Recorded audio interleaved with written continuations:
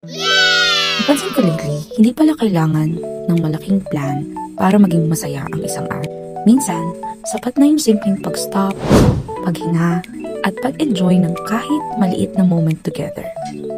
Kasi sa dami ng ginagawa, errands, groceries, pagod, work, madaling kalimutang mag-celebrate ng maliliit na bagay.